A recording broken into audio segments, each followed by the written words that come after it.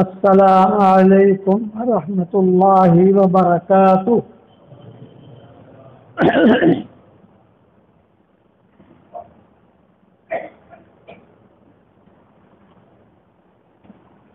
الحمد للہ نحمده ونستعینه ونستغفره ونؤمن به ونتوکل علیہ ونعوذ باللہ من شرور انفسنا ومن سیئات اعمالنا من يهده الله فلا مضل له ومن يضلله فلا هادي له ونشهد أن لا إله إلا الله وحده لا شريك له ونشهد أن سيدنا ومولانا محمدا عبده ورسوله صلى الله عليه وعلى آله وأصحابه وبارك وسلم تسليما كثيرا كثيرا. أما بعد فأعوذ بالله من الشيطان الرجيم. بسم الله الرحمن الرحيم. يا أيها الذين آمنوا توبوا إلى الله توبة نصوحا عسى ربكم أن يكفر عنكم سيئاتكم ويدخلكم جنات تجري من تحتها الأنهار يوم لا يخزي الله النبي والذين آمنوا معه نورهم يسعى بين أيديهم وبأيمانهم يقولون ربنا أتمم لنا نورنا واغفر لنا إنك على كل شيء قدير. صدق اللہ العظیم. قابل احترام بھائیوں، دوستوں، بزرگوں، اللہ تعالیٰ کا ایک قانون ہے اور اللہ کا قانون کبھی بھی بدلتا نہیں ہے. قانون اللہ تعالیٰ کا ہے، قانون اللہ نے بنایا ہے، اور وہ قانون یہ ہے کہ اللہ تعالیٰ دیندار کو کامیاب کرتے ہیں، بے دین کو اللہ ناکام کرتے ہیں. یہ طے ہے کہ دیندار کامیاب، بے دین ناکام. مال ہاتھ میں آئے یہ کامیابی کی نشانی نہیں، اور مال ہاتھ سے نکل جائے یہ ناکامی کی نشانی نہیں. کامیابی کی نشانی یہ ہے کہ آدمی اللہ کے احکامات کو پورا کرے. میرے والد صاحب رحمۃ اللہ علیہ فرماتے تھے کہ ایک اللہ کا حکم کا پورا کر دینا، ساتوں آسمان اور زمین اور اس کے خزانے ہاتھ میں آ جائیں، اس سے زیادہ قیمتی. اور ایک اللہ کے حکم کا توڑ دینا، ساتوں آسمان اور زمین اور اس کے خزانے سارے کے سارے ٹوٹ جائے، اس سے زیادہ خطرناک ہے. اس لیے یہ جو فیصلے یاد رکھنا، دیندار کامیاب، بے دین ناکام. اس میں مال و منزل کو دیکھا نہیں جاتا. کسی کو مال تو روزی ہے، جیسے بچے روزی ہیں، اولاد روزی ہے. کسی کو اللہ اولاد کم دیتا ہے، کسی کو زیادہ دیتا ہے، کسی کو نہیں دیتا، کسی کو صرف لڑکیاں دیتا ہے، کسی کو صرف لڑکے دیتا ہے. یہ اللہ کی طرف سے روزی ہے. لیکن احکامات کو پورا کرنا جو آسمانوں سے آئے ہیں یہ سب سے زیادہ اہم ہے. اس کے اندر اخلاقیات بھی آ گئی. ہمارے اخلاق اچھے ہونے چاہیے. اخلاق پر تقریر کرنے والے تو بہت ملیں گے آپ کو، لیکن اخلاق برتنے والے کم ملیں گے. کہ اخلاق پر تقریر کرنے والے آپ کو بہت ملیں گے ماشاءاللہ، اخلاق کی حدیث بیان کرنے والے بہت ملیں گے، لیکن اخلاق کو برتنے والے یہ بہت کم ملیں گے. اسی لیے فرمایا بہت اچھا ہے وہ آدمی جس کے اخلاق اچھے ہوں. حشر کے میدان میں حضور صلی اللہ علیہ وسلم نے فرمایا جنت الفردوس میں گھر دلاؤں گا، جنت الفردوس میں فلیٹ دلاؤں گا میں، بڑا بڑا محل. کس کو؟ کہ جس کے اخلاق اچھے ہوں. میں ذمہ دار ہوں. انا زعیم ببیت فی ربد الجنہ لمن ترک المراء ولو کان محقا وببیت فی وسط الجنہ لمن ترک الكذب ولو کان مازحا وببیت فی اعلی الجنہ لمن حسن خلقا. اونچے درجے میں دلاؤں گا اس کو جس کے اخلاق اچھے. چنانچہ حضور صلی اللہ علیہ وسلم نے وہ اخلاق برتے اپنوں کے ساتھ پرائیوں کے ساتھ. مکہ مکرمہ میں ایک لڑکی تھی اس کا نام تھا سارا اور ایک لڑکی تھی اس کا نام تھا انا. سارا ایک گانے والیوں کی سردارن تھی اور انا یہ ایک کوٹھے چلاتی تھی. یہ دو لڑکیوں کے قصے حدیثوں میں آتے کہ سارا جو ہے یہ گانے والی اس کی آواز بہت اچھی تھی, کتابوں میں لکھا ہے. یہ قریش عرب جو ہے نجد کے یا مکہ کے یا طائف کے یا اس کے قرب و جوار کے عرب یہ باقاعدہ سارا سے اپوائنٹمنٹ لیتے تھے. پیک رہتی تھی اس کی ٹکٹیں. خاندان کے خاندان آتے تھے 10 دن کے لیے 5 دن کے لیے. بولے چلو بھی اللہ کے گھر بھی دکھاویں گے اور تھوڑی پکنک بھی کرا دیں گے اور سارا کا گانا بھی سنا دیں گے. اسی لیے آج کل میں جو حج عمرے پر آتے ہیں تو ان کو کہتا ہوں کہ حج عمرہ کرو لیکن پکنک کی نیت مت کرو. دعوت کے کام میں ہمارے ساتھی چلتے ہیں, ہم کہتے ہیں کہ بے شک اللہ کے راستے میں نکلو, بہت اونچی چیز ہے, لیکن پکنک نہیں. ورنہ اللہ پکنک دے دے گا. تم پکنک کے لیے گئے تھے, میرے لیے نہیں گئے تھے. اور والد صاحب رحمۃ اللہ علیہ فرماتے تھے نیت کو تو وہ جانتا ہے. تو وہ سارا اس کا گانا بہت اچھا, اس کی آواز بہت اچھی. تو لوگ اس کو ٹپ دیتے تھے. ٹپ تو سمجھتے ہو رہا, اور آئٹ کا جملہ کہتے تھے. آئٹ کہنا پھر سے. تو وہ اور گڑ میں آتی تھی. زمانے جاہلیت میں حضور صلی اللہ علیہ وسلم کے کان پر بھی یہ آواز پڑتی تھی تو حضور پوچھتے تھے کہ یہ کون ہے. رات کے وقت روز آتی تھی, اسی لیے کہ رات کو ہی ان کا سورج طلوع ہوتا ہے. جب لوگوں کا سورج غروب ہوتا ہے تب ان کا سورج طلوع ہوتا ہے, اور جب لوگوں کا سورج طلوع ہوتا ہے تو ان کا سورج غروب ہوتا ہے. تو وہ اتفاق ایسا ہوا کہ وہ حضور صلی اللہ علیہ وسلم کے پاس آئی. میں اخلاق بتا رہا ہوں. اخلاق پر صرف حضور صلی اللہ علیہ وسلم تقریر نہیں کی ہے, حضور صلی اللہ علیہ وسلم نے اخلاق کو برتا بھی اپنی بیویوں کے ساتھ, اپنے ساتھیوں کے ساتھ. بہت بدکار عورت ہے, شریف میں آتا ہے بہت بدکار عورت.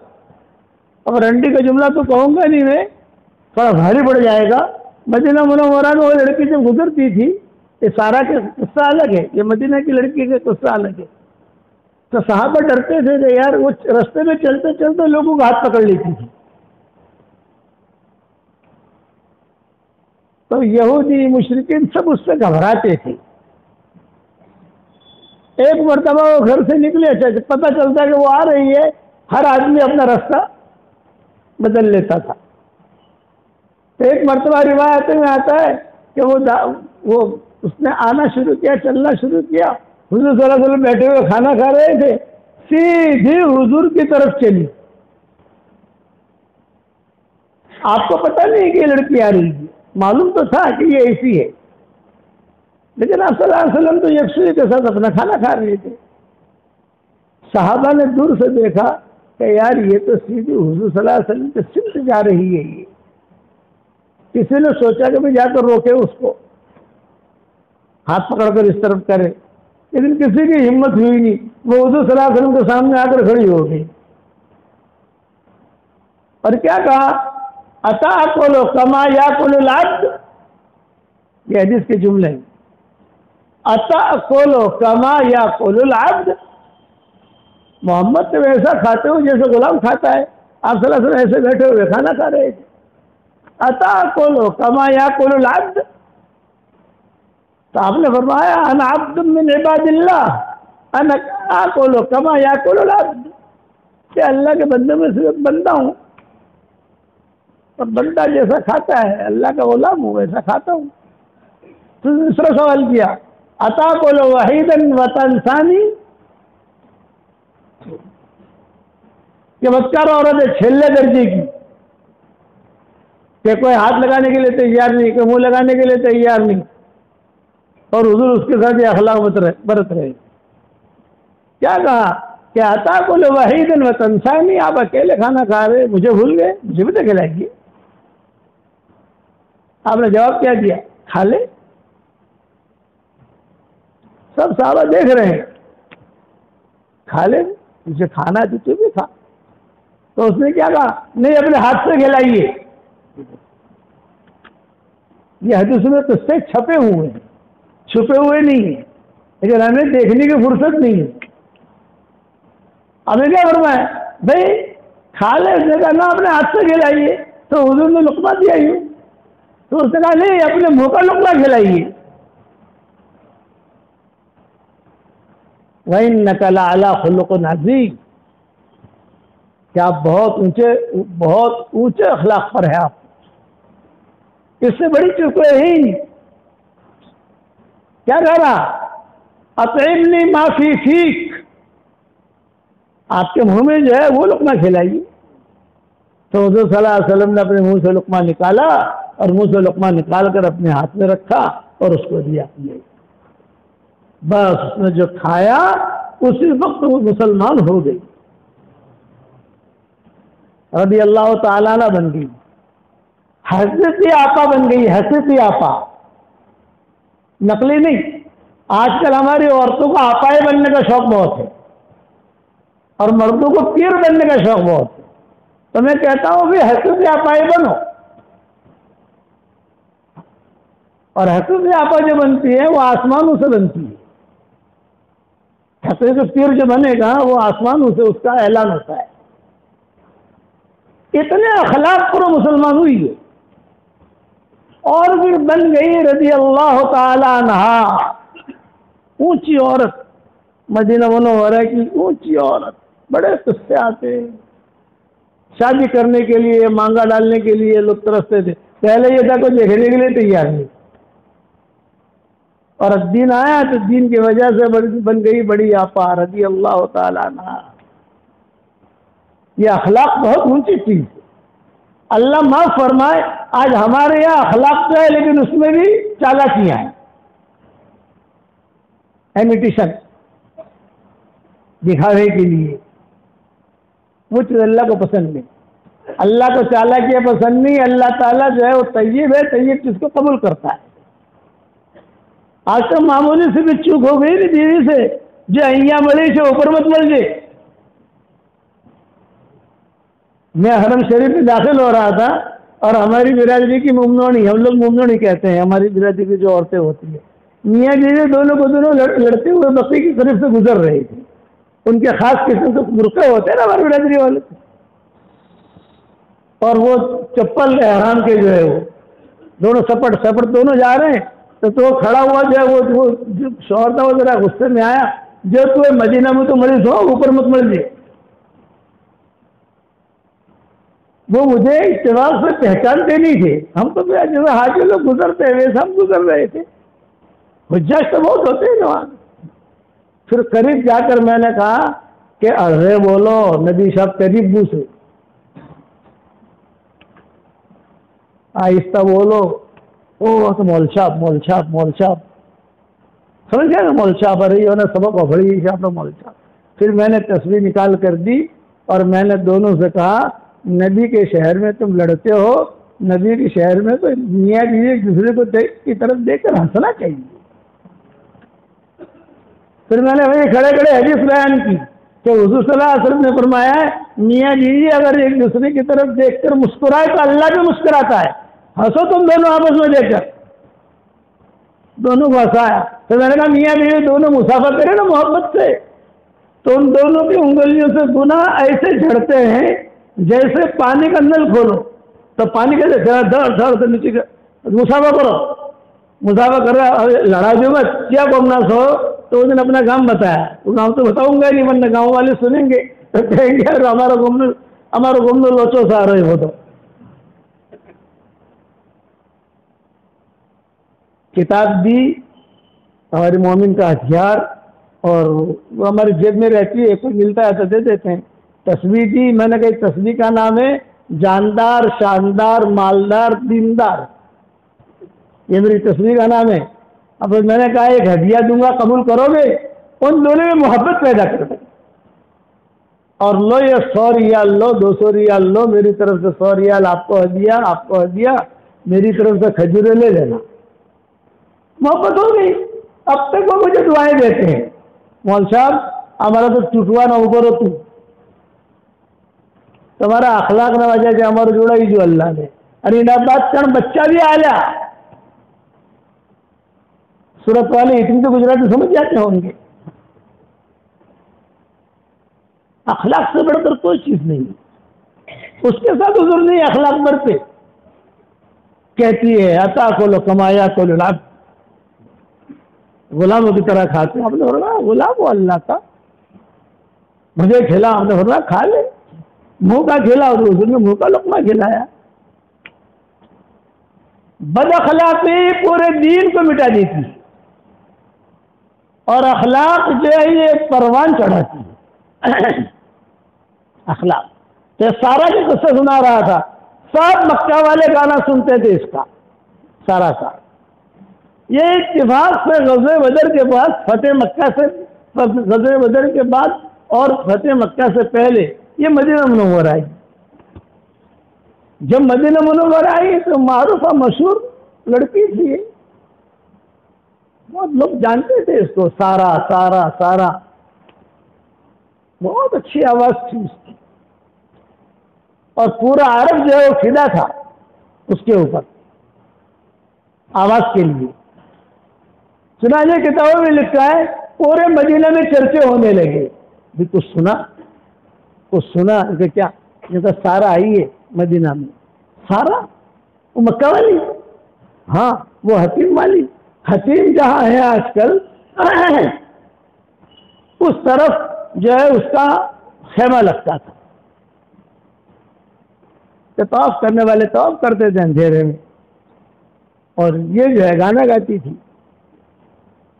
وہ مکہ والے جو گانا گاتی، ہاں وہ آئی ہے۔ اچھا کہاں ٹھہری ہے؟ یہ تو پتہ نہیں کہاں ٹھہری ہے، لیکن آئی ہے۔ آجا حضور صلی اللہ علیہ وسلم کو کچھ پتہ نہیں، آپ صلی اللہ علیہ وسلم لڑکے میں نہیں پڑھتے تھے، بس آپ کو پتہ ہی نہیں کہ سارا آئی ہے۔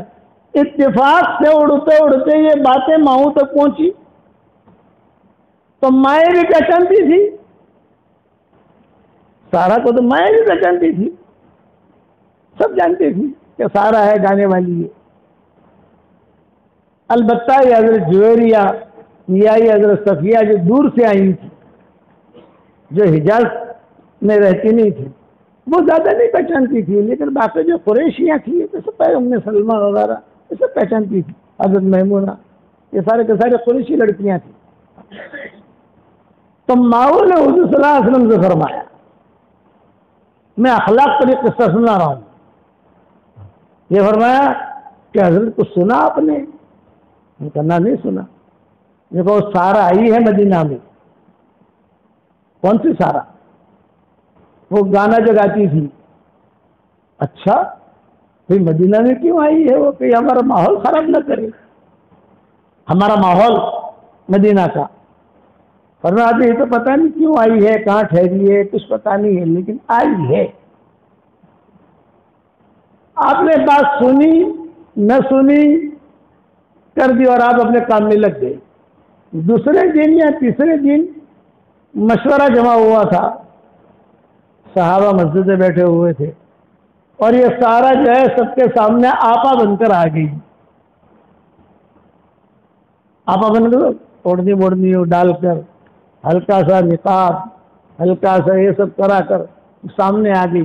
صحابہ نے دیکھا کہ یہ تو مجلس میں آ گئی ہے، تو صحابہ نے تھوڑا سا آپ مسکرائے بھی اور سب نے نگاہیں نیچی کر دی۔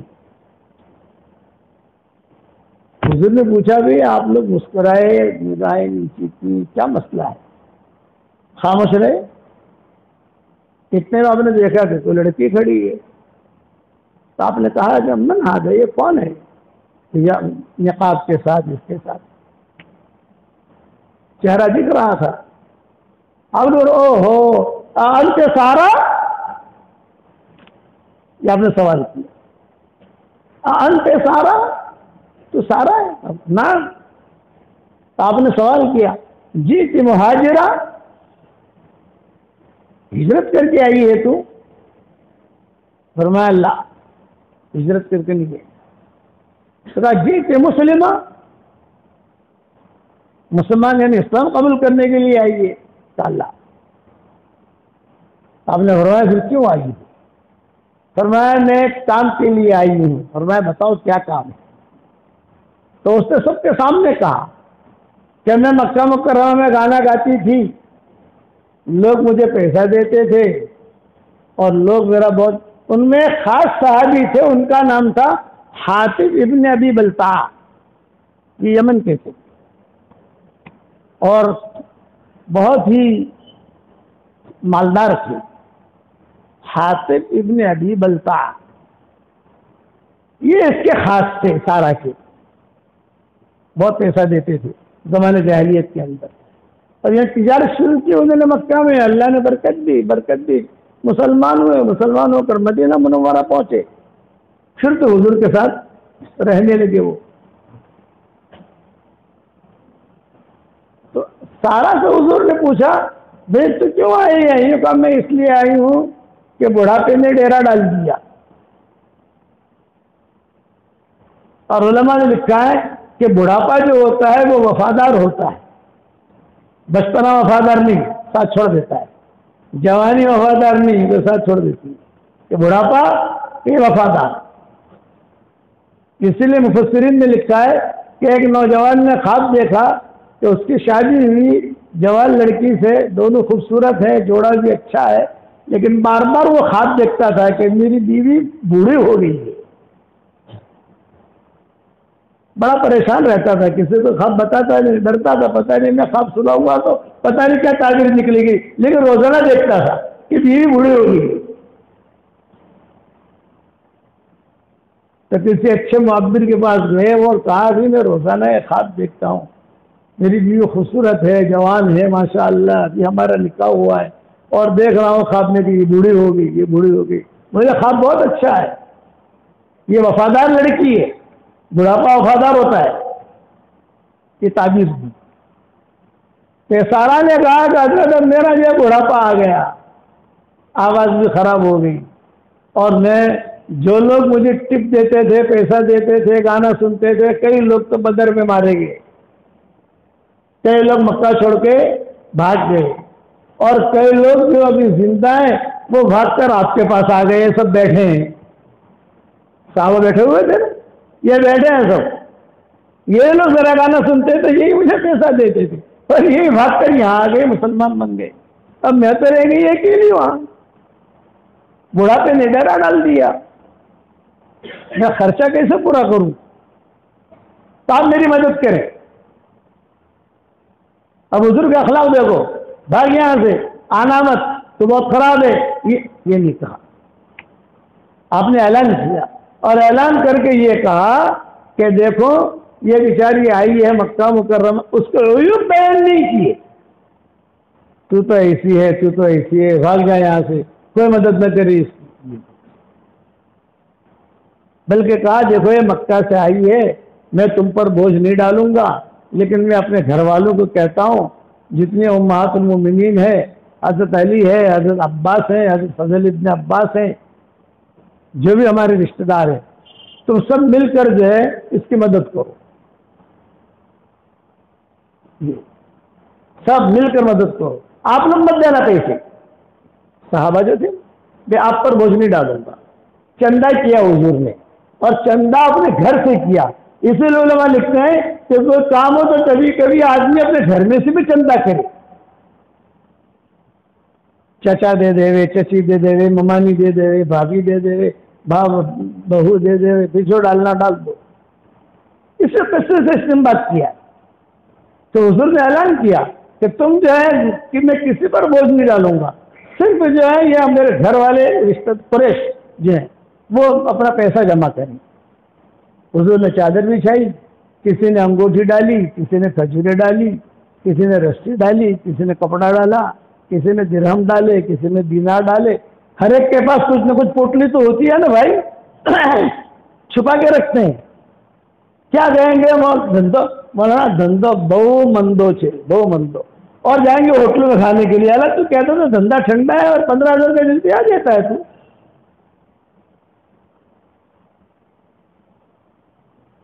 بنی آدم جو ہے ناشکرا فکان الانسان کفورا. جنات ناشکرے نہیں ہے. جنات کے بارے میں نہیں، جنات ناشکرے ہیں، یہ قرآن کی نہیں ملے گا. انسان کے بارے میں ملے گا کہ اس کی عادت رونے کی، ہمیشہ روتا ہی رہے گا. تو روتا رہے، اللہ بھی اس کو روتا ہی رکھتا ہے. پھر جنات اور انسانوں میں فرق یہی ہے کہ جناتوں نے حضور صلی اللہ علیہ وسلم کو ستایا ہی نہیں. ایک دو جنات تھے جنہوں نے حضور کے مقابلے پر آئے، باقی نہیں. سب نے جو ہے بات مان لی. یا قومنا اجیبوا داعی اللہ وآمنوا به یغفر لکم من ذنوبکم ویجرکم من عذاب علیم. اے ہماری قوم، جنات کہہ رہے ہیں، اے ہماری قوم، ایک اللہ کا داعی ہے، اس کا ہم نے قرآن سنا ہے، تم اس کی بات مان لو، نہیں مانو گے تو عذاب علیم تمہیں پکڑ لے گا. بلکہ ایک جگہ پر تو حضور صلی اللہ علیہ وسلم نے جناتوں کی تعریف کی. صحابہ سے کہا تم سے تو جنات اچھے ہیں. سورہ رحمان جب نازل ہوئی تو سب سے پہلے حضور صلی اللہ علیہ وسلم نے جناتوں کو سنائی. حالانکہ حج کیا بنتا تھا، صحابہ کو سناتے. اسی لیے جنات کہتے ہیں سورہ رحمان یہ ہماری ہے. یہ جنات کہتے تھے کہ یہ ہماری ہے سورہ رحمان. حضور نے جا کر سنائی. عبداللہ بن مسعود کہتے تھے ایک مرتبہ جو ہے مجھے بہت بھوک لگی، بہت پریشان، گھر میں کھانے تو کچھ نہیں اور میں بڑا پریشان تھا. تو حضور صلی اللہ علیہ وسلم نے مجھے کہا بھی تو آج کھانے پر میں نے سب کو بلایا، تم کیوں نہیں آئے؟ حضرت آپ نے تو کہا تھا کہ صفہ والے آئیں اور کوئی نہ آئیں. تو میں صفہ میں سے تو ہوں نہیں، وہ میں کیسے آؤں؟ یہ عبداللہ بن مسعود نے کہا.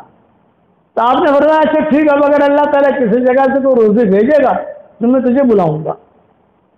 تھوڑی دیر کے بعد باندھی آ گئی عبداللہ بن مسعود کو بلانے. تو عبداللہ بن مسعود سمجھ گئے کہ ہاں کہیں سے کھانا آیا ہے. عبداللہ بن مسعود بھی بن ٹھن کر خوشبو لگا کر حضور کے گھر جا رہے ہیں نا، اور وہاں جا کر دیکھا تو حضور صلی اللہ علیہ وسلم باہر کھڑے ہیں کپڑے پہن کر. یعنی مطلب کہ کھانا نہیں ہے، معاملہ کچھ اور ہے. حضور باہر کھڑے ہیں، اگر کھانا ہوتا تو حضور اندر ہوتے. تو حضور صلی اللہ علیہ وسلم نے کھانے کا پوچھا، کچھ بھی پوچھا نہیں، اور حضور نے میرا ہاتھ پکڑا اور ہاتھ پکڑ کر کہا چلو آج جنات میں بیان ہے ہمارا. عبداللہ بن مسعود کہتے ہیں میری بھوک بھی چلی گئی. حضور نے کہا جنات، حضور نے جنات میں 6 بیانات کیے. کتنے بھائی؟ 3 مکہ میں، 3 مدینہ میں. اور اس کی تفصیلیں بہت آتی ہیں کتابوں میں. اللہ تعالیٰ دوسری مرتبہ لائے گا تو انشاءاللہ سنائیں گے. اگر میں مختصر سنا تو ابھی تو مجھے سارا کی قصہ پورا کرنا ہے. تو حضور صلی اللہ علیہ وسلم نے عبداللہ بن مسعود کا ہاتھ پکڑا اور ہاتھ پکڑ کر کہا چلیں آگے. عبداللہ بن مسعود کہتے ہیں میں تو کچھ سمجھا نہیں کہاں لے کے جا رہے ہیں. راستے میں چلتے چلتے حضور صلی اللہ علیہ وسلم نے فرمایا کہ دیکھو عبداللہ، آج جناتوں میں ہمارا بیان ہے، اور یہ بیان پہلے طے ہو گیا تھا لیکن یہ کہ میں ساتھیوں کو کہنا بھول گیا تھا. جناتوں میں بیان کے لیے حضور جاتے تھے ایک کو لے جاتے، قافلہ نہیں. 4 یہاں ہے، 4 وہاں ہے، 5 وہاں ہے، 6 وہاں ہے، کسی بھی ایک صحابی کو اٹھا لیتے. چلو تو عبداللہ بن مسعود کہتے ہیں کہ جب حضور نے جناتوں کا تذکرہ شروع کیا تو وہ میری بھوک تو گئی لیکن دوسرا ٹینشن شروع ہوا. پھر حضور نے جملہ یہ کہا کہ دیکھو میں بیان کروں گا تو تم کو عجیب عجیب شکلیں دکھیں گی. کسی کے دانت نکلے ہوئے دکھیں گے، کسی کے بال چڑھے دکھیں گے، کسی کا ہاتھ چڑھے دکھیں گے، کسی کی آنکھیں نیچے دکھے گی. اس لیے تم جو ہے نا گھبرانا مت. عبداللہ بن مسعود نے کہا کہ حضرت میں تو آپ کا پاؤں پکڑ کے بیٹھ جاؤں گا آنکھیں بند کر کے، جہاں آپ وہاں میں. آپ نے فرمایا میں گول دائرہ کر دوں گا، اس سے نکلنا مت. اگر وہاں سے نکلا تو جنات تجھے اچک لیں گے. ایک گول دائرہ کر کے حصار کہتے ہیں نا، حصار ایسا کر کے بٹھا دوں گا تجھ کو. عبداللہ بن مسعود کہتے ہیں کہ حضرت وہ کہتا ہے ایسی میری ٹینشن والی رات تھی, ایک تو سردی کا زمانہ, سردی میں ویسے بھی بھوک زیادہ لگے, گھر میں بھی کھانے کو کچھ نہیں, اور یہاں حضور کے وہاں سے بھی کھانا نہیں آیا, اور یہ جنتوں کی میٹر آ گئی.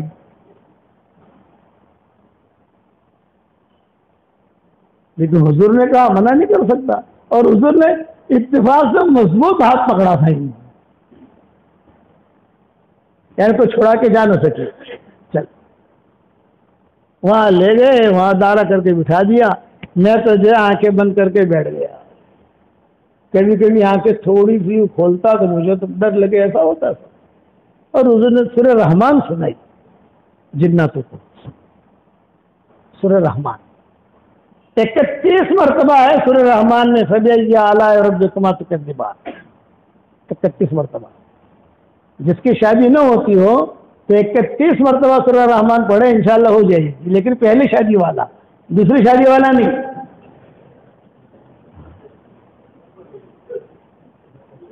یہ ہم جو بھی نئے بچے ہوتے ہیں, جن لڑکیاں ہوتی ہیں بیچاری ہمارا سبق سنتے ہیں, آپ کے صورت میں سبق پہنچ جاتا ہوگا انشاءاللہ کہیں نہ کہیں سے, تو ہم کو تم کو بتاتے ہیں کہ تم کم سے کم 31 مرتبہ تو سورہ رحمان پڑھی لو.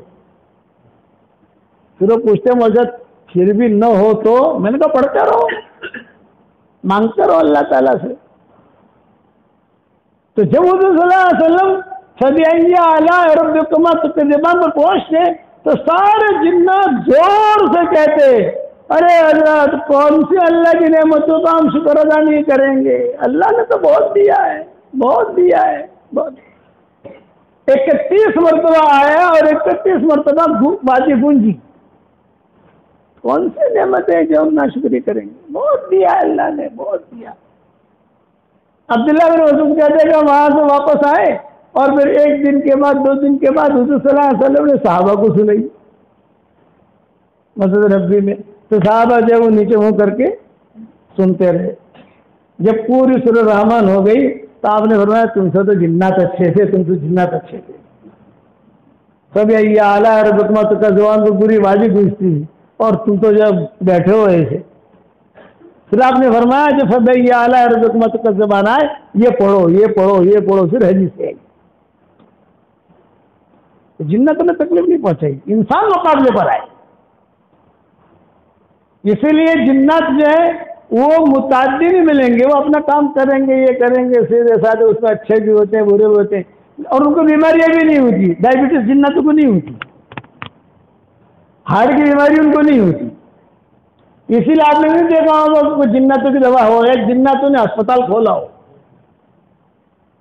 یا جناتوں نے ہوائی جہاز بنایا ہو, وہ شرکت رکھی ہی نہیں ہے. وَلَقَدْ كَرَّمْنَا بَنِي آدم, انسان کے بچے کو اللہ نے یہ قوت دی ہے کہ مسجد بھی بنائے گا, ہوائی جہاز بھی بنائے گا, بلڈنگ بھی بنائے گا, موبائل بھی بنائے گا. یہ سارے دماغ اللہ. جناتوں کو نہیں, جناتوں کا تو ہماری عبادت کرو. اسی لیے کوئی جن کسی نبی کے مقابلے پر نہیں آیا. ہر زمانے میں جنات تھے نا, لیکن کسی کے نبی کے مقابلے پر اگر مقابلہ کیا نہیں تو غلط ہو. ایک جن تھا طائف کے قصے کے بعد یا طائف کے قصے سے پہلے, بڑا جن تھا, بہت پریشان کرتا تھا. تو حضرت علی آئے, حضرت علی نے کہا مجھے ایک جن نے آ کر کہا ہے کہ ایک بہت خطرناک ہے عفریت, وہ بہت پریشان کرتا ہے, آپ اسے قتل کرنے کا حکم دیں. آپ نے فرمایا قتل کرنے کا حکم کیسے دیں جبکہ کوئی اس کی برائی میرے سامنے نہیں آئی ہے.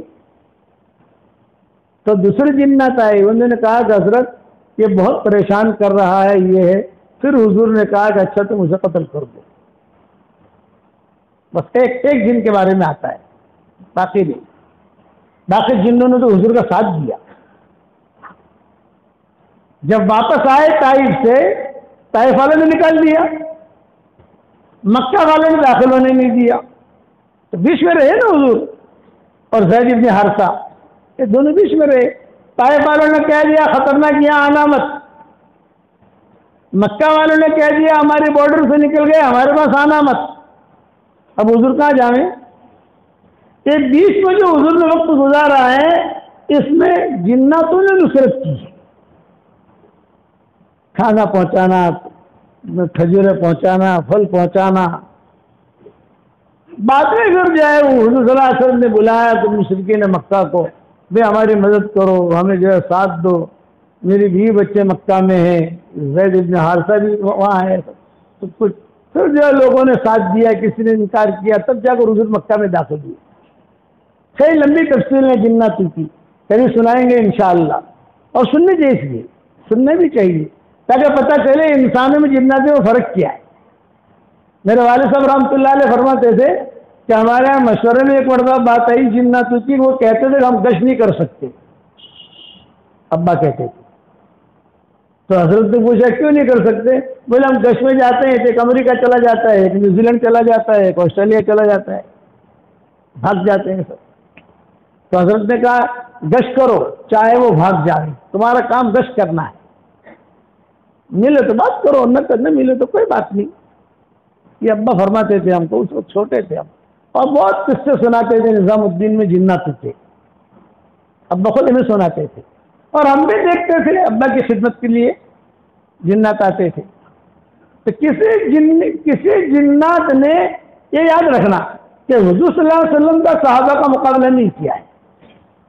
مان کے حضور کے اخلاق سے کہ حضور صلی اللہ علیہ وسلم نے جب حضور صلی اللہ علیہ وسلم سنائی تو جناتوں نے انسانوں کی شکایت کی، یہ انسان ایسا کرتے ہیں، ایسا کرتے ہیں، ایسا کرتے ہیں. حضور نے فرمایا ٹھیک ہے. واپس آ کر حضور صلی اللہ علیہ وسلم نے دوسری مرتبہ فرمایا دیکھو تمہارے بھائی جنات تمہاری شکایتیں کر رہے تھے، تمہیں یہ نہیں کرنا، یہ نہیں کرنا، یہ نہیں کرنا، یہ نہیں کرنا. تو میں سارا کا قصہ سنا رہا تھا اور یہ بات چل پڑی اس طرف. تو یہ سارا جو تھی یہ مدینہ میں آئی تو حضور نے اپنے خاندان والوں سے کہا میں کسی پر بوجھ ڈالوں گا نہیں، میرے خاندان والے دے مال. اخلاق، انک لعلی خلق عظیم. جنت الفردوس میں فلیٹ چاہیے، بنگلہ چاہیے، اچھا اخلاق برتو. اپنی بیوی کی دلداری کرو. جب حضور صلی اللہ علیہ وسلم کا انتقال کا وقت قریب آیا، حضرت عائشہ قریب بیٹھی ہوئی تھی. اب انتقال تو حضرت عائشہ کی گود میں ہی ہوا ہے تقریباً، بعد میں سارے صاحب آئے تو فرمایا حضرت عائشہ ابھی مجھے خبر دی گئی ہے کہ جنت کے اندر اللہ تجھے میری بیوی بنا کے رکھے گا. تو مجھے تو اتنا مزہ آیا کہ موت کی سختی بھی بھول گئی. یہ دلداری تھی. اس لیے میں کہتا ہوں لوگ مجھے کہتے ہیں کہ وہاں سے ہماری بیڑی کیسا نا یہ بہو مچ مچ سے بھائی یہ تو مولانا بہت لڑتی رہتی ہے، کوئی علاج بتاؤ نا، کوئی وظیفہ بتاؤ. تو میں کہتا ہوں کہ وظیفوں سے گھروں میں محبت نہیں آتی. یہ میرا جملہ یاد رکھنا، وظیفوں سے گھروں میں محبت نہیں آتی.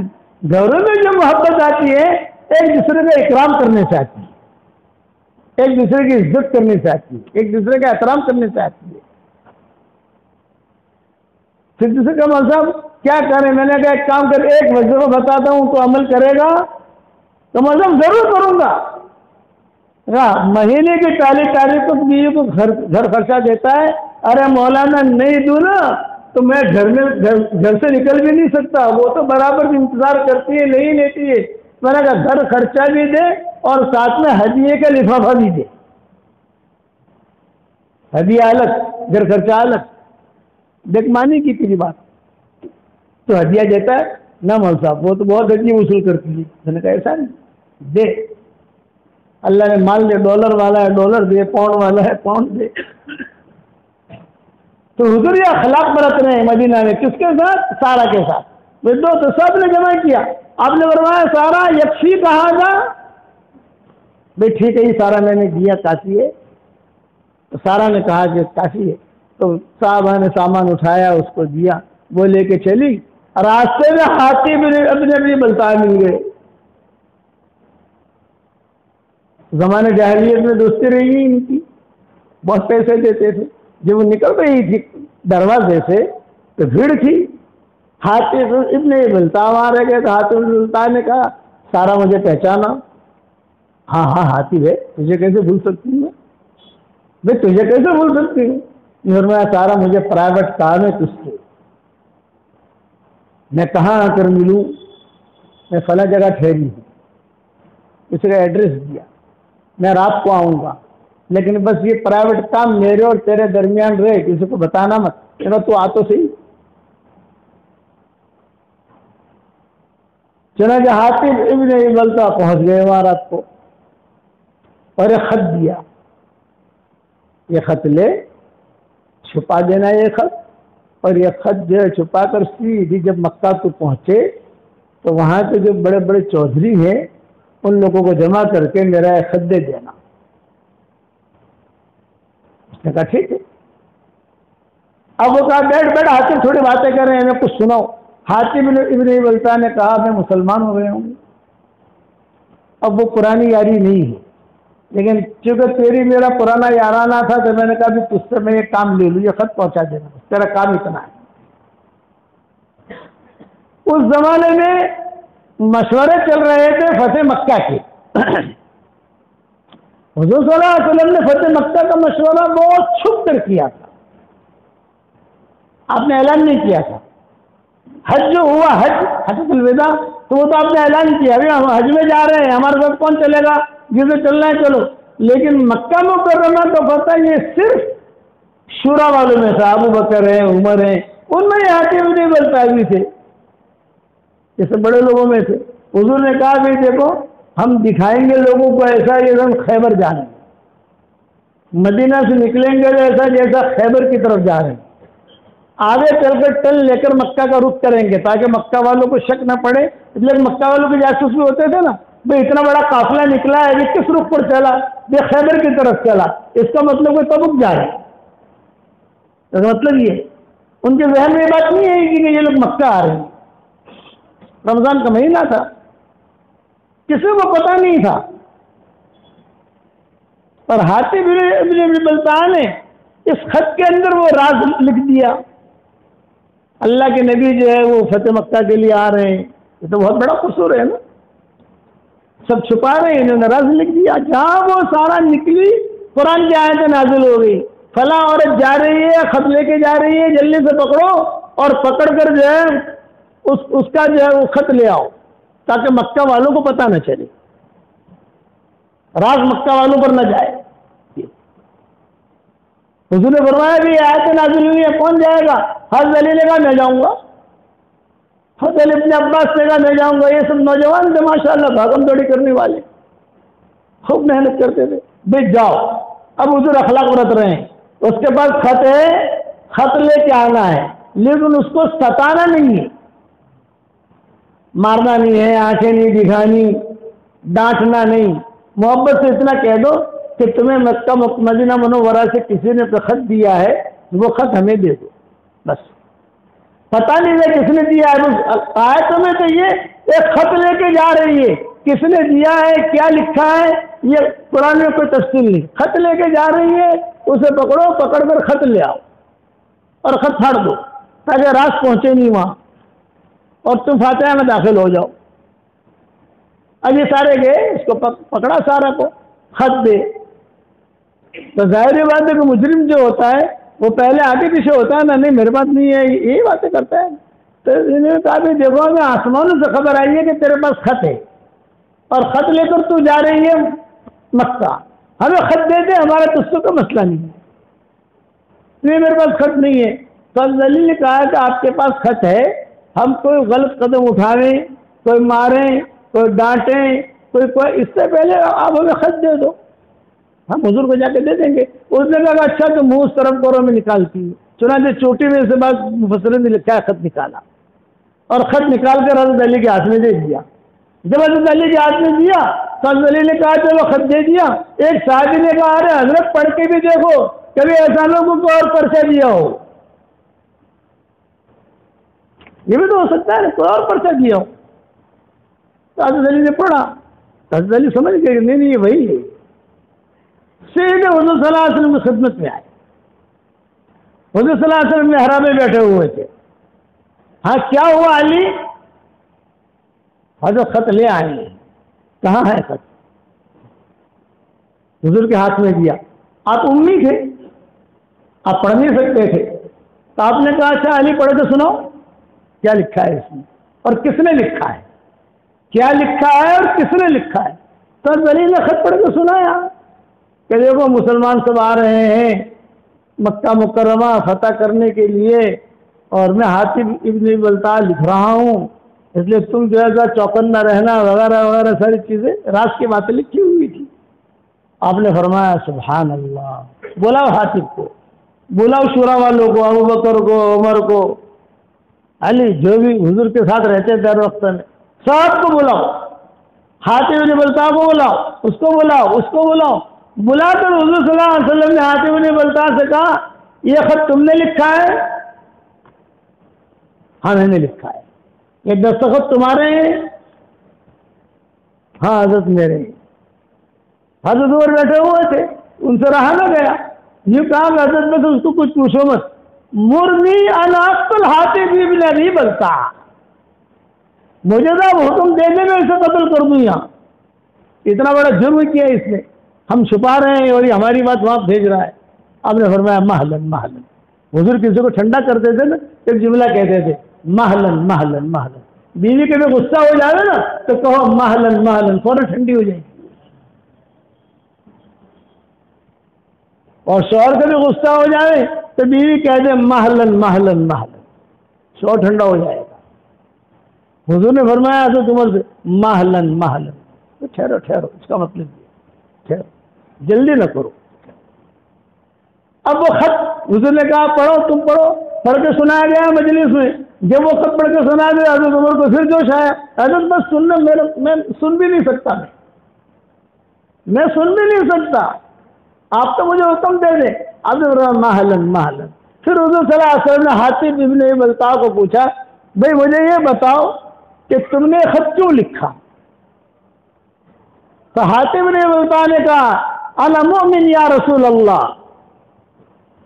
میں پکا مومن ہوں، میرے دل میں کوئی پاپ نہیں ہے، صرف میں نے اس لیے خط لکھا کہ میری بیوی بچے مکہ مکرمہ میں ہے، میں نے سوچا کہ مکہ والوں پر کچھ احسان کر لوں تاکہ جب مسلمان فاتحانہ داخل ہوں تو کم سے کم میری بیوی بچوں کا خیال رکھے،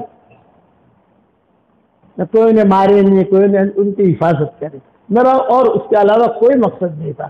یہاں پر پہنچے تو حضرت عمر کو پھر جوش آ گیا، یہ حضرت آپ مجھے حکم دے دینا قتل کرو۔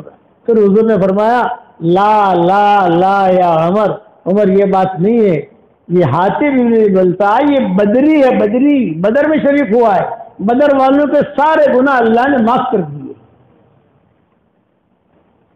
یہ حضور نے فرمایا کہ بدر والوں کے سارے گناہ حضور نے معاف کر دیے۔ اپنے ساتھیوں کو عزت دو، بیوی کو عزت دو، شوہر کو عزت دو، بھائیوں کو عزت دو، اخلاق برتو تو دل ملے رہیں گے۔ جریر ابن عبداللہ البجلی بہت بڑے آدمی تھے، شہزادے تھے، جریر ابن عبداللہ بہت خوبصورت تھے۔ اللہ تعالیٰ اگر آپ کے گھر میں لڑکا دے تو دو نام ضرور رکھنا، جریر اور تمیم، نواسے پیدا ہوتے ہیں، یہ ہوتے ہیں گھروں کے اندر، یہ دونوں بہت خوبصورت تھے۔ حضرت عمر نے اپنے زمانے میں ان پر یہ پابندی لگائی تھی کہ مسجد نبوی میں آؤ تو برقع پہن کے آؤ، نقاب ڈال کے آؤ، اور اگر بغیر نقاب کے میں نے دیکھ لیا بازار میں تو تمہاری پٹائی ہوگی۔ تو دونوں مسجد نبوی میں آتے تھے، نقاب ڈال کے آتے تھے، مسجد نبوی میں آ کے نقاب اوپر کر لیتے تھے، اور بڑی صلاحیتوں کے مالک تھے۔ جریر ابن عبداللہ یہ تو مسلمان ہوئے حضور کے ہاتھ پر، حضور کا اخلاق دیکھ کر، اور تمیم داری یہ مسلمان ہوئے جناتوں کے ہاتھ پر، یعنی جناتوں نے دعوت دی ان کو۔ میرے والد صاحب رحمۃ اللہ علیہ فرماتے تھے بیٹا ایک مرتبہ مسجد نبوی میں لے کے میں ابا کو جا رہا تھا، حج کا زمانہ تھا، ظہر کی نماز کا وقت تھا، اور حرم بھرا ہوا مدینہ منورہ کا بھرا ہوا کھچا کھچ۔ میں نے ابا سے کہا کہ ابا اتنا حرم بھرا ہوا ہے کہ کہیں جگہ نہیں ہے۔ تو میرے والد صاحب نے کہا بیٹا یہ بھی دعوت اور تبلیغ کی برکت ہے۔ تو میں نے ابا سے پوچھا، میں نے کہا ابا یہ دعوت اور تبلیغ کی برکت کیسے؟ جتنا مجمع حرم میں بیٹھا ہوا ہے اس میں سے کئی لوگ ہیں جو دعوت تبلیغ کو جانتے بھی نہیں ہیں، بہت بڑا مجمع ہے جو تین جانتا نہیں ہے، چلہ جانتا نہیں ہے، تین چلے جانتا نہیں ہے، تو ابا نے کہا کہ نہیں، جب دعوت تبلیغ کا کام اخلاص اور صفات سے چلے گا تو اللہ تعالیٰ ہدایت کو بالواسطہ یا بلا واسطہ دنیا میں ضرور پھیلائے گا۔ جیسے تمیم داری کو اللہ نے ہدایت دی، کوئی صحابی نہیں پہنچا تھا وہاں۔ بھائی تمیم داری جو ہے یہ تو بہت بڑے تاجر تھے کپڑوں کی لائن کے۔ صفوریہ ایک گاؤں ہے وہاں شام میں، اب بھی وہ گاؤں ہے، تو وہاں کا کپڑا بنتا تھا، وہ کپڑا بہت اچھا ہوتا تھا۔ یہ سفاری جو کہتے ہیں نا سفاری، یہ انہوں نے وہی سے نام لیا ہے، صفوریہ اس گاؤں کا نام تھا۔ تو ابا نے کہا جیسے تمیم داری کو اللہ نے ہدایت دی، کون سے صحابی پہنچے تھے وہاں؟ کوئی نہیں پہنچا تھا، جنتوں کے ذریعے سے اللہ نے ہدایت دی۔ وہاں جاتے، وہاں جا کر اعلان کرتے بھائی میں آیا ہوں، کوئی مجھے پریشان نہ کرے، میں 3 دن رہوں گا۔ تو تمیم داری وہاں لیٹے ہوئے تھے، جناتوں نے آ کر انگلیاں ہلائی، جا مدینہ جا، مدینہ جا، مدینہ جا۔ پھر مدینہ جاؤں، کہاں جاؤں؟ مدینہ کون سی جگہ ہے؟ میں مدینہ جا، مدینہ جا، جناتوں نے تشکیل کی۔ تو تمیم داری کہتے تھے 3 راتوں تک جناتوں نے سونے نہیں دیا مجھے، پاؤں ہلاتے رہے، مدینہ جا، مدینہ جا، مدینہ جا۔ تو بہت بڑا راہب رہتا تھا وہاں، صفوریہ جو گاؤں ہے وہاں اس کے قریب۔ میں اس کے پاس گیا، میں نے کہا کہ جنات لوگ مجھے پریشان کرتے ہیں، سونے نہیں دیتے، 3 راتوں سے سویا نہیں ہوں، یہ مدینہ کیا ہے؟ تو راہب نے کہا وہ جو کہتے ہیں صحیح کہتے ہیں، عزت کے ساتھ وہاں چلا جا، وہاں اللہ کے نبی ہے، جب تو وہاں پہنچے تو اللہ کے نبی کو ہمارا بھی سلام کہہ دینا۔ تمیم داری کہتے ہیں کہ میں مالدار تو تھا ہی، مال تھا ان کے پاس بہت، تو کپڑے کی تجارت تو ایک جگہ کر دی، اور بازار میں جا کر جو ہے انہوں نے قندیلیں تھی، لالٹینیں کہتے ہیں اپنے فانوس، 1 2 3 4 خریدی، اور خرید کر انہوں نے مدینہ کا سفر کا ارادہ کیا۔ شام کہاں، مدینہ کہاں، 2000-2500 کلومیٹر کا فاصلہ ہے۔ ہماری اس پٹی پر بہت سفر ہوئے اور ہم نے وہاں بہت کام کیے ہیں وہاں۔ تو وہ روانہ ہوا، جنات آ کر بیچ میں نصرت کرتے تھے، پانی لے آتے تھے، کبھی پھل لے آتے تھے۔ مہینوں کے بعد مدینہ پہنچا، تمیم داری کہتے ہیں مہینوں کے بعد۔ بال بڑے ہو گئے تھے، کپڑے میلے ہو گئے تھے، ناخن لمبے ہو گئے تھے، مسجد نبوی میں جا کر بیٹھ گیا فقیر کی طرح۔ لوگوں نے کہا کہ کہاں سے آئے ہو؟ یہ کہا میں شام سے آیا ہوں۔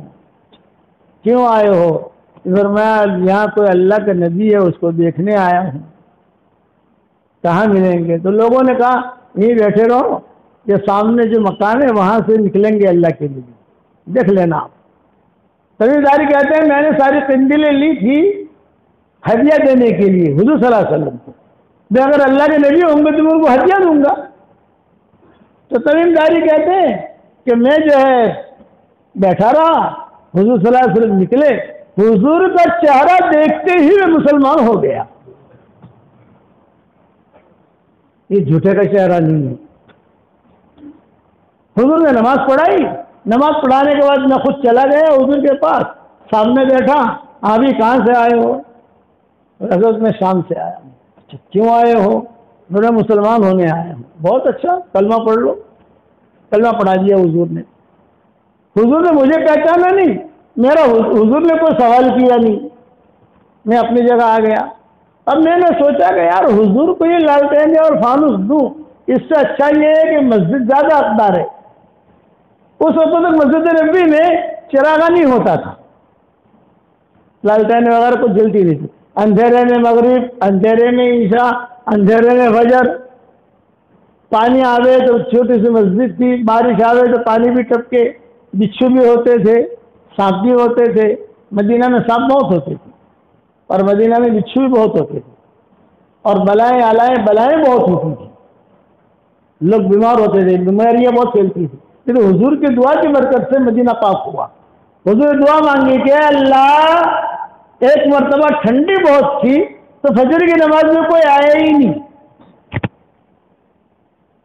کوئی نہیں، ابو بکر اور حضور، بلال اور حضور، کوئی نہیں۔ آپ بیٹھے رہے کہ آج مختلف لوگ کہاں چلے گئے، آج کوئی نہیں ہے۔ حضرت بلال نے کہا کہ حضرت اتنی زیادہ ٹھنڈی ہے مدینہ میں، وہ نکلنے کی ان میں ہمت ہی نہیں ہے. آپ سمجھ رہے ہیں؟ اچھا ٹھنڈی کی وجہ سے میری مسجد میں لوگ نہ آئے. حضور باہر گئے، باہر جا کر دعا مانگی، اے اللہ میرے مدینہ کی ٹھنڈی بھی اچھی کر دے، میرے مدینہ کی گرمی بھی اچھی کر دے. اور اے اللہ جتنی دعائیں حضرت ابراہیم علیہ السلام نے مکہ کے لیے مانگی ہیں اس سے زیادہ دعائیں میں مدینہ کے لیے مانگتا ہوں. ٹھنڈی کم ہوئی، سارے کے سارے صحابہ آ گئے، نماز ہوئی. پھر حضور نے کہا میں نے اللہ سے دعا کی ہے یہاں کی جتنی علائیں بلائیں تھیں ایک بڑھیا کی شکل میں یہاں سے نکل گئی اور جوفہ میں جا کر ٹھہر گئی. جوفہ یہ یہودی کی بستی تھی، وہاں جا کر ٹھہر گئی. اب مدینہ میں قیامت تک علائیں بلائیں نہیں آئیں گی،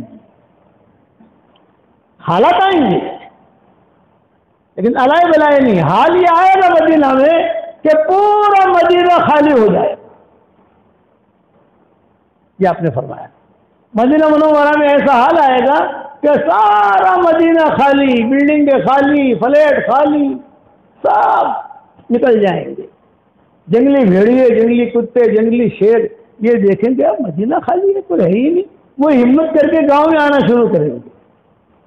مدینہ میں آئیں گے تو چلتے چلتے مسجد نبی کے دروازے میں کھلے ہوئے ہوں گے، وہ مسجد کے نبی میں داخل ہو جائیں گے اور فرمایا یہ میرا ممبر ہے نا، اس ممبر پر آ کر پیشاب کریں گے. یہ آپ نے فرمایا ایک وقت آئے گا قیامت تک. یہ تو مدینہ کے بارے میں کہا. اور مکہ کے بارے میں کہا کہ بیت اللہ کو اٹھا لیا جائے گا. قدر کر لو، قدر کر لو، ایک رات ایسی آئے گی کہ لوگ رات کو طواف کریں گے، دعائیں مانگیں گے، طواف کر کے اپنے اپنے گھروں پر جائیں گے. جب تہجد میں صبح آئیں گے تو بیت اللہ نہیں ہوگا. لوگ کھڑے کھڑے کہیں گے کہ رات کو تو ہم نے طواف کیا ہے. کوئی کہے گا یہاں کعبہ تھا، کوئی کہے گا یہاں کعبہ تھا، کوئی کہے گا یہاں کعبہ تھا. کہنے والے کہیں گے بھئی یہ مقام ابراہیم کے سامنے کعبہ تھا، مقام ابراہیم اٹھایا نہیں جائے گا، بیت اللہ اٹھا لیا جائے گا. اور ایک رات ایسی آئے گی کہ قرآن کو حروف اٹھا لیا جائے گا. رات کو قرآن پڑھ کے آدمی لیٹے گا، صبح اٹھے گا قرآن کھولے گا تو کاغذ ہے، حروف نہیں. یہ تین باتیں آتی ہیں جس کے حالات آئیں گے مدینہ منورہ میں آخر دنوں میں، لیکن بعد میں نہیں. تو یہ عبداللہ یہ تمیم داری جو تھے انہوں نے کہا کہ مسجد نبی میں اندھیرا ہے، تو ہے ہی نہیں. دوسرے دن عصر کے وقت میں باہر گئے، باہر جا کر تیل ڈالا، تیل ڈال کر وہ لڑکے تیار کی اور حضور کو پوچھے بغیر مسجد نبی میں لٹکا دی. ایک یہاں، ایک یہاں، ایک یہاں، ایک یہاں، کسی سے پوچھا ہی نہیں. حضور صلی اللہ علیہ وسلم مغرب کی نماز پڑھانے کے لیے جو نکلے تو حضور نے دیکھا ہو ہماری مسجد میں نہیں چیز، ہماری مسجد میں بھی یہ نہیں چیز ہے. کبھی کسی نے کام نہیں کیا. علماء نے لکھا ہے قیامت تک مسجدیں بنیں گی اور اس میں چراغا ہوگا تو سب سے پہلا ثواب اللہ تمیم داری کو دے گا، وہ ذریعہ بنے. اس سے پہلے چراغا ہوتا ہی نہیں تھا. تو حضور نے فرمایا کہ کس نے کیا؟ ایک صحابی نے کان میں کہا حضرت وہ جنات والے نے کیا ہے.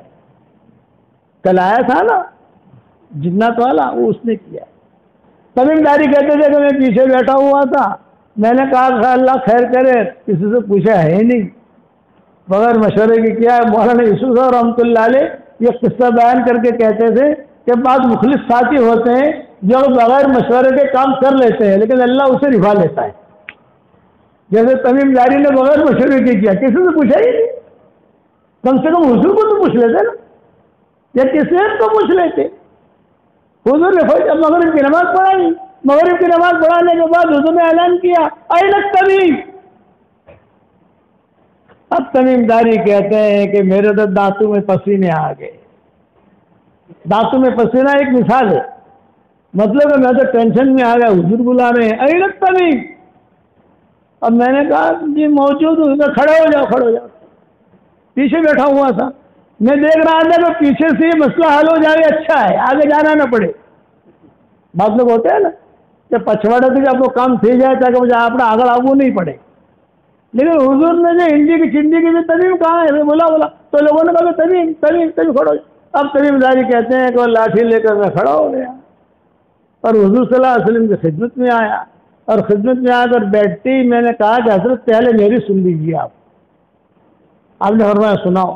یہ فرمایا یہ میں نے کیا ہے آپ سے پوچھے بغیر کیا ہے, حالانکہ مجھے آپ سے پوچھنا چاہیے تھا. آپ کی مسجد ہے, آپ متولی ہیں, آپ مالک ہیں یہاں جگہوں کے, میں نے اللہ کے لیے کیا ہے.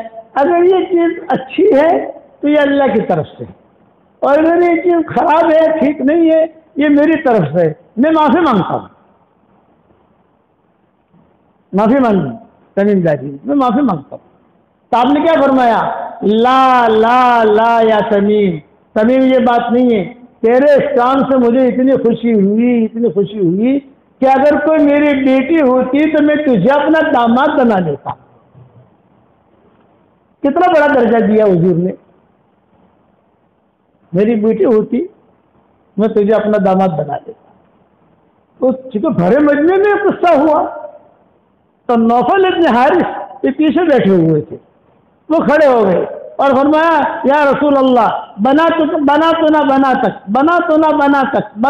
بنا تک, ہماری بیٹیاں آپ کی بیٹیاں ہیں, ہماری بیٹیاں آپ کی بیٹیاں ہیں. میری بیٹی ہے ام مغیرہ, یہ بیوہ ہو گئی ہے, اگر آپ کہیں تو ان کے ساتھ ان کا نکاح کرا دیں. آپ نے فرمایا بہت اچھا.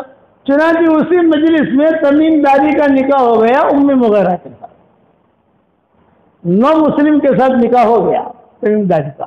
اور بہترین جوڑا مدینہ منورہ کا شمار ہوتا تھا, بہترین جوڑا. تو اس کا ریٹ کہاں جائے گا, جنتوں کے پاس. آپ سمجھ گئے نا, جنتوں نے دعوت. یہی حال ہوا جریر ابن عبداللہ کا. حضور صلی اللہ علیہ وسلم بیٹھے ہوئے اور جریر ابن عبداللہ باہر آ کر کھڑے ہو گئے. حضور نے دیکھا تو ہو تو شہزادہ ہے, بڑا آدمی ہے. آپ نے ذرا دائیں بائیں دیکھا بھی, تھوڑا یہ ہٹے تھوڑا یہ ہٹے, لیکن جگہ تھی ہی نہیں, سب مل کر بیٹھے ہوئے تھے. تو آپ نے اپنی چادر لی, اپنا رومال لیا اور یوں پھینکا جریر ابن عبداللہ کی طرف. یوں کہا جریر اس پر بیٹھ جاؤ. وہ بھی شہزادے تھے, بڑے آدمی تھے. انہوں نے وہ رومال لیا اور اپنے اس کو بوسا دیا, اپنے آنکھوں سے لگایا, اپنے سر پہ رکھا اور کہا کہ حضرت یہ آپ کا رومال ہے, یہ آپ کی چادر ہے, اس پر میں بیٹھوں یہ نہیں ہو سکتا, اس کی جگہ تو میرا سر ہے, میرا سر. اور کہا اشہد ان لا الہ الا اللہ و اشہد انک رسول اللہ. مسلمان ہو گئے اسی جگہ جریر ابن عبداللہ, اسی جگہ مسلمان ہو گئے. حضرت عائشہ فرماتی تھی کہ حضور ان سے اتنا پیار کرتے تھے کہ جب باندیا کہتی جا جریر آیا تو حضرت عائشہ کہتی تھی بغیر کسی کے کہے, بغیر حضور کے کہے ہم برقع توڑ لیتی تھی.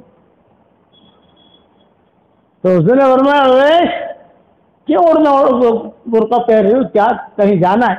فرمایا نہیں حضرت, وہ جریر کے نعرے لگ رہے ہیں تو وہ تو آپ اس کو تو خالی یا گزرے گا تو اس کی خوشبو آپ کے پاس آ جائے گی, آپ اس کو بلا لو گے.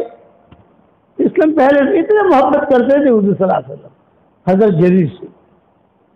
اویس کہتے تھے بیوی کا پیار والا نام رکھنا ہماری شریعت کی سنت ہے, لیکن دھمال والا نہیں. حضرت عائشہ کا نام عائشہ تھا, حضور پیار میں کہتے تھے اویش, کبھی کہتے تھے صدیقہ, کبھی کہتے تھے عفیفہ, کبھی کہتے تھے حمیرہ. ارے حمیرہ نام تھا نہیں, نام تو عائشہ تھا. اویش کبھی کہتے تھے عائش.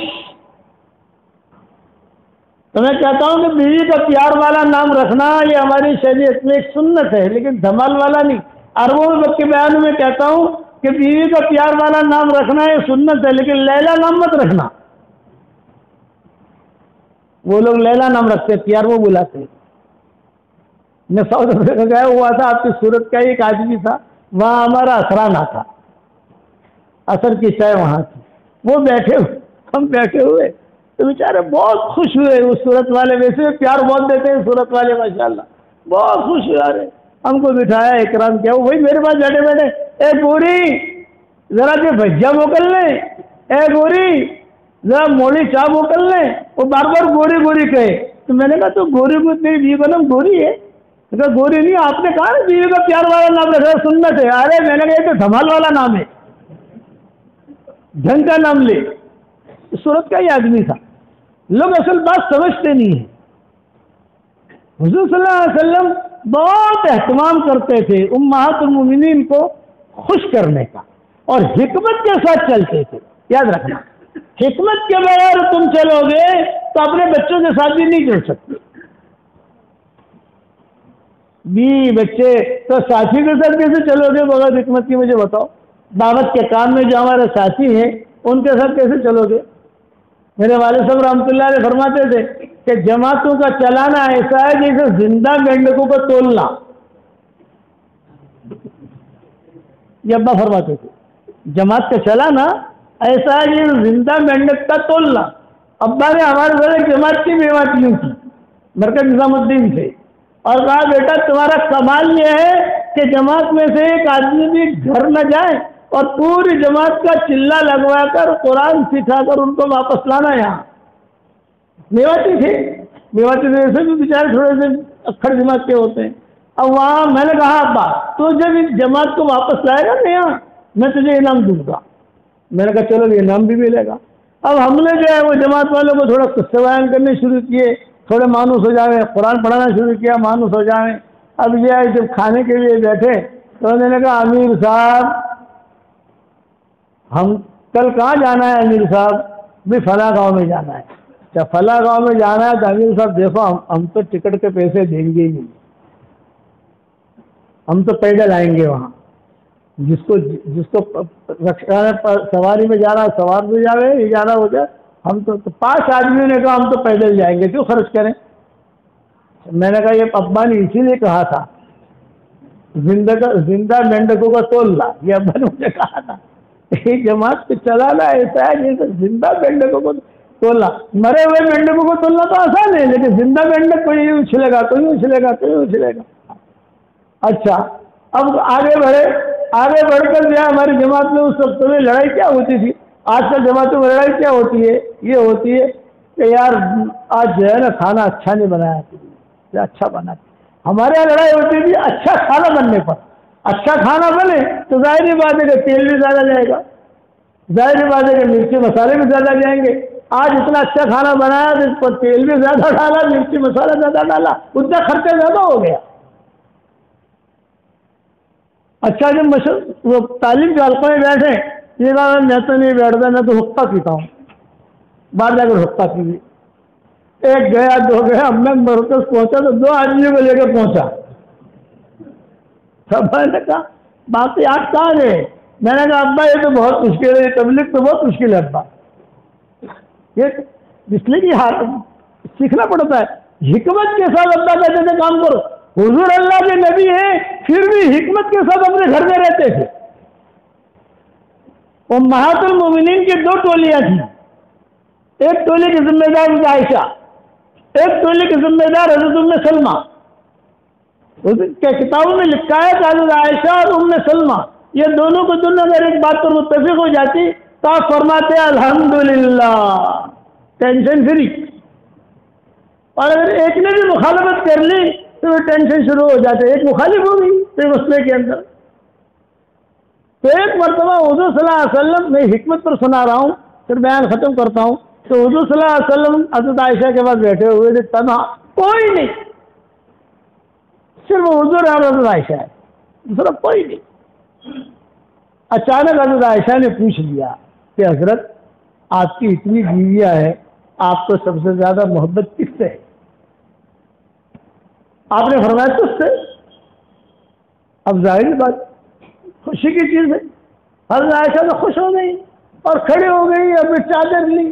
ارے عروش کہاں جا رہی؟ تو سب کو خبر دینے جا رہی ہوں.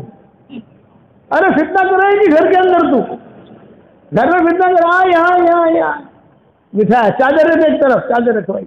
اور بھی حضور صلی اللہ علیہ وسلم نے قریب کیا اور بہت پیار سے باتیں کی.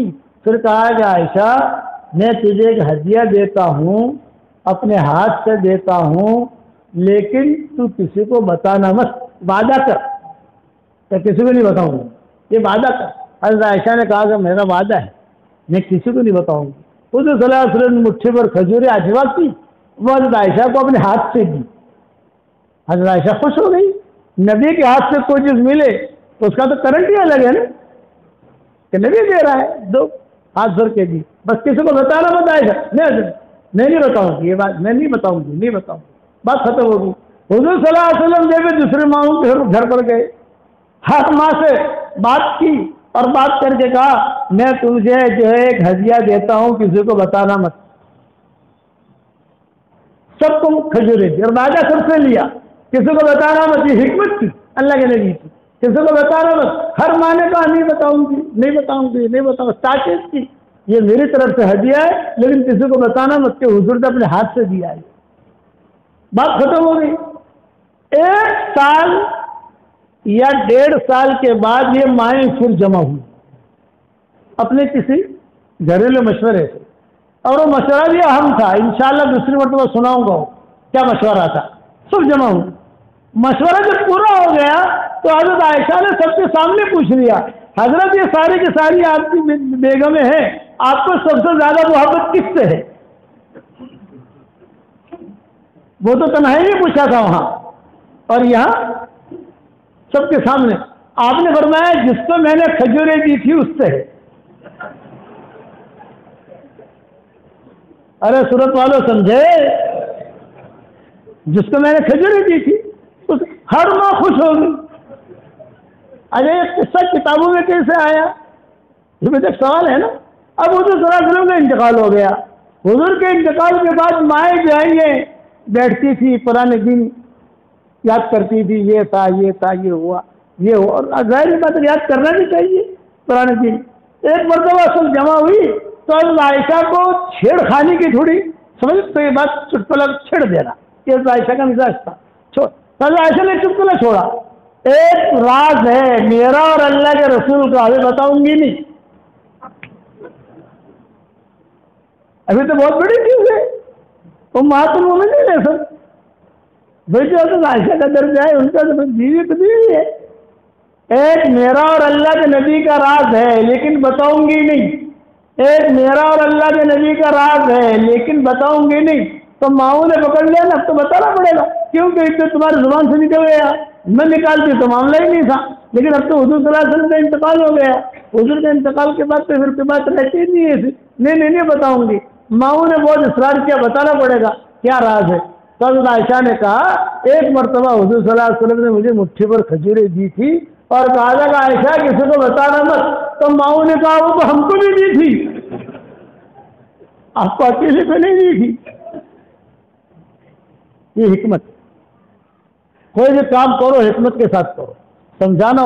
میرے والد صاحب رحمۃ اللہ علیہ کہتے تھے کہ اپنی یعنی ماں کو کوئی آدمی کہے کہ بھائی جو ہے میری ماں ہے, یا ایک ہے میرے باپ کی بیوی ہے, تو بولے باپ کی بیوی تو ہوگا تو ناراض ہو جائے گا. وہ ماں ہے, اس محبت ٹپکتی ہے. اس لیے آپ کو مختصر یہ بات میں نے سمجھائی, ہمارے اخلاق اچھے ہونے چاہیے, ہیرا پھیری نہیں. اور ایک ہدیہ دینا چاہتا ہوں, آپ لوگوں کو قبول کرو گے بھائی انشاءاللہ. یہ ہدیہ اگر آپ نے کرنا شروع کر دیا نا, انشاءاللہ آپ کی قیامت تک کے آنے والی نسلیں چمک جائے گی انشاءاللہ. بھئی آپ لوگ اپنی بیوی بچوں کے لیے پراپرٹی بناتے ہو نہیں بناتے, اتنا جواب دو. ہر آدمی اپنے اولاد کے لیے تو کروڑ خریدتا ہے, کوئی زمین خریدتا ہے, کوئی دکان خریدتا ہے, کوئی کاروبار شروع کرتا ہے. میں کہتا ہوں وہ کرو, اللہ اس میں بہت برکت دے عافیت کے ساتھ, لیکن ایک ہدیہ میری طرف سے قبول کرو. اس ہدیے کا نام ہے جاندار, شاندار, مالدار, دیندار. اور یہ میری تصویر ہے, اس کا بھی نام ہے جاندار, شاندار, مالدار, دیندار. اور وہ ہدیہ کیا ہے؟ 313 مرتبہ سورہ اخلاص پڑھنے کی عادت ڈال دو. 313 مرتبہ درود شریف پڑھنے کی عادت ڈال دو. 313 مرتبہ استغفار کرنے کی عادت ڈال دو. ایک ساتھ پڑھنا نہیں, آہستہ آہستہ جب بھی ٹائم ملے آپ کو. درود شریف اللہم صلی علی محمد, اللہم صلی علی محمد مختصر, یہ فوراً ہو جائے گا 313 مرتبہ. اور استغفار اللہم اغفر لی, اللہم اغفر لی, نہیں تو اللہ مجھے معاف کرینا, کہ اللہ مجھے معاف کرینا, اللہ مجھے معاف کرینا, کہ اللہ مجھے معاف کر دے, مجھے معاف کر دے. یہ زیادہ اچھا ہے. تاکہ آپ کے ذہن میں رہے میں کیا پڑھ رہا ہوں. اور سورہ اخلاص کو تو شارٹ کر سکتے نہیں. 10 مرتبہ سورہ اخلاص پڑھو تو جنت میں محل تیار ہو جاتا ہے. 20 مرتبہ پڑھو تو 2 محل, 30 مرتبہ پڑھو تو 3 محل, 40 مرتبہ پڑھو 4 محل, اور 313 مرتبہ روزانہ پڑھو گے تو 31 بنگلے تیار ہو جائیں گے انشاءاللہ. اور 104 مرتبہ قرآن شریف پڑھنے کے برابر اللہ ثواب دے گا. اور کوئی انکم ٹیکس والا فون کرے گا نہیں. بھائی دنیا میں اگر آپ 2-4 پراپرٹیاں لے لو انکم ٹیکس والے حساب کتاب لینے آتے نہیں آتے. اپنا پتا پہل کیا چلا جاتے ہیں طرف حساب کتاب آپ کو. اور الیکٹرک کا بل بھی نہیں بھرنا, مینٹیننس بھی فری, فریش سے مینٹیننس کریں گے. اور روزانہ 31 بنگلے تیار کرو. سورت والوں دنیا میں پراپرٹی بہت بنائی ہے آپ نے, اب جنت میں پراپرٹی بنا. میرے والد صاحب رحمۃ اللہ علیہ مجھے کہتے تھے بیٹا یونس, ایسے ہی ان کی اسٹائل ہوتی تھی, بیٹا یونس رات کو اگر نیند نہ آئے نا تو 5-6 بنگلے بنا دینے تھے. تو بنگلے بھی بن جائیں گے اور نیند بھی آ جائے گی انشاءاللہ. کون کون کرے گا انشاءاللہ یہ؟ ہاں, اس کا فائدہ کیا ہوگا بتاؤں؟ بنگلے تو ملیں گے ہی ملیں گے. درود شریف کے جو فضائل ہے وہ تو ہے, استغفار کے جو فضائل ہے وہ ہے, لیکن بعض علماء نے لکھا ہے کہ اگر کسی نے یہ عادت ڈال دی تو امید ہے کہ انشاءاللہ ان کی قیامت تک کے آنے والی نسلوں کے اندر کوئی بھکاری نہیں رہے گا. روزے کے دروازے سب کے لیے اللہ کھول دے گا اور کوئی بے دین نہیں رہے گا. اس لیے اس کے بعد دعائیں بہت قبول ہوتی ہیں. اور بڑے ہمارے تجربے ہیں کہ اس کے بعد اب تو لوگوں نے شروع کر دیا. پہلے میں 100 مرتبہ پڑھواتا تھا تو لوگوں نے مجھے کہا مول صاحب پہلے تو ہو کر کہتا تھا ارے وہ بھاؤ وزی جو میں نے کہا بھائی تو نے تارا فلیٹ راہ سے کتنا راشا تھا تو نے 50 لاکھ اترسی بھاؤ سے 2 کروڑ تارا فلیٹ کا بھاؤ وزی جو تو ہمارا بھاؤ نہیں ہوتے بھائی تیرے فلیٹ کا بھاؤ بڑھ گیا تو ہمارا بھاؤ نہیں بڑھے گا. ابھی 313 ہے, پھر آگے 1-2 سال کے بعد اور بڑھے گا. اپنے کو تو جتنا بڑھا دے لوگوں کو دو کرو گے انشاءاللہ. اب یہ میری تصویر جاندار شاندار مالدار دیندار ہمارے امام صاحب کو دے رہا ہوں, مسجد کے امام صاحب. اور ایک تشکیل کرتا ہوں, ہر آدمی یہ نیت کرے کہ مجھے دعوت و تبلیغ کا کام کرنا ہے تو انشاءاللہ, لیکن ایک شرط کے ساتھ صفات کے ساتھ کرنا ہے. صفات اللہ کے لیے کرنا ہے, خالی گھوم پھر کے نہیں آنا. ایک جگہ میں بیٹھا ہوا تھا تو 2 لڑکے باتیں کر رہے تھے, اے بھائی کشمیر میں رو بھیڑی رہے تو کشمیر میں ہو یار جماعت میں یار مزہ آ سے یار کشمیر جو ہے لہو اور فری لہو اور گھر میں ٹنٹن جیسے نہیں ختم تھی جائے ہوتی فریش تھے نا اس کشمیر کا دکھ مل رہا ہے. تو اس نے کہا میری بہن کی شادی ہے. ارے تیری بہن کی شادی بعد میں کر لینا یار, ایسا رکا ملے گا وہاں استقبال بھی بہت ہے یہ ہے وہ ہے. تو میں نے ان سے کہا آپ جو جا رہے ہو نا جماعت میں یہ اللہ کے راستے میں نہیں جا رہے ہو, پکنک کرنے جا رہے ہو. اس کو کوئی فائدہ نہیں. بھائی دعوت کا کام کرو اللہ کے لیے کرو, محبتوں کے ساتھ کرو. مولانا سعید خان صاحب رحمۃ اللہ علیہ نے ہماری جماعت روانہ کی 1977 میں. 1.5 سال کی جماعت تھی ہماری, 1.5 سال کی. ہم 5 آدمی تھے, اس میں سے 2 کا انتقال ہو گیا, 3 زندہ ہیں. ایک میں دوسرے ساتھی 3 ابھی ہم زندہ ہیں. تو حضرت جی رحمۃ اللہ علیہ نے فرمایا بھائی مولوی یونس کی جماعت جو ہے 1.5 سال کی جا رہی ہے تو ان کے سامنے روانگی کی بات کرنی چاہیے. کون کرے تو مولانا سعید خان صاحب کرے. بھائی مولوی عمر کا بیٹا جا رہا ہے, ہم سب بیٹھیں گے روانگی کی بات میں. حضرت جی بیٹھیں گے, ہمارے ابا بھی بیٹھیں گے, حاجی عبدالوہاب بھی بیٹھیں گے, سب بیٹھیں گے اور مولانا سعید خان صاحب بات کریں گے روانگی کی. مولانا سعید خان صاحب آئے, داہنی طرف حضرت جی بیٹھے, بائیں طرف میرے والد صاحب بیٹھے اپنی تھیلی لے کر, باقی ساتھی سب بیٹھے. مولانا سعید خان صاحب نے روانگی کی بات شروع کی, 1 منٹ کی 1.5 منٹ کی, آدھے گھنٹے کی نہیں, 1 گھنٹے کی نہیں. کیا کہا مولانا سعید خان صاحب رحمۃ اللہ علیہ نے؟ بھائی آپ کی سب ناک میں بولتے تھے وہ, بھائی آپ کی جماعت اللہ کے راستے میں 1.5 سال کے لیے جا رہی ہے. خوب کھائیو, خوب پیو اور خوب سوئیو. یہ 3 باتیں کے لیے. خوب کھائیو, خوب پیو, خوب سوئیو, مگر ایک کام مت کرنا. تو بار بار اسے دوہرا رہے تھے، خوب کھانا، خوب پینا، خوب سونا، مگر ایک کام مت کرنا۔ تو حضرت جی نے کہا کون سا کام نہیں کرنا ہے؟ آواز بھاری تھی حضرت جی، کون سا کام نہیں کرنا ہے؟ تو مولانا سید خان صاحب نے کہا خوب کھائیو، خوب پیو، خوب سوئیو، مگر آپس میں لڑیو مت۔ اگر اللہ کے راستے میں جا کر تمہارے دلوں میں تفرقہ ہوا اور آپس میں لڑائی کی تو تم لڑائی پھیلا کر آؤ گے، اور محبتوں کے ساتھ رہے تو محبتیں پھیلا کر آؤ گے۔ اس پر حضرت جی نے کہا بالکل صحیح کہا۔ تو صفات کے ساتھ آدمی کام کرے گا وہ کبھی محروم نہیں ہوگا، یاد رکھنا۔ تو صفات کے ساتھ کام کرے گا۔ جہنم میں سب سے پہلے مشرک نہیں جائے گا، جہنم میں سب سے پہلے یہودی نہیں جائے گا، جہنم میں سب سے پہلے نصارہ نہیں جائیں گے، تو جہنم میں سب سے پہلے کون جائے گا؟ وہ دین کے کام کرنے والے جن کی نیتوں میں کھوٹ تھا، ان کے ذریعے سے اللہ جہنم کو بھڑکائے گا۔ یہ ساعت کا جملہ آتا ہے، بھڑکائے گا اللہ تعالیٰ۔ اس لیے دین کا کام کرنا ہے۔ میں حرم شریف میں طواف زیارت کے ساتھ بیٹھا ہوا، ایک نوجوان آیا، السلام علیکم مولانا۔ وعلیکم السلام۔ مولانا ایک دعا کرنا، مدرسہ کھولنا چاہ رہا ہوں۔ میں نے کہا بیٹا مدرسہ ضرور کھولو اللہ برکت دے آفیت کے ساتھ، لیکن مہربانی کر کے دکان مت کھولنا۔ یہ میں نے اس کو کہا دکان مت کھولنا، دکان کھولو گے کوئی فائدہ نہیں ہوگا۔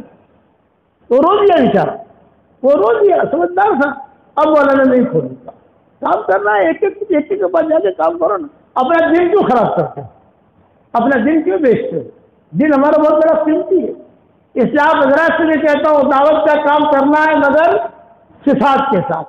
اب بتاؤ کون کون تیار ہے؟ جلدی جلدی کھڑے ہو کر نام دکھا دو۔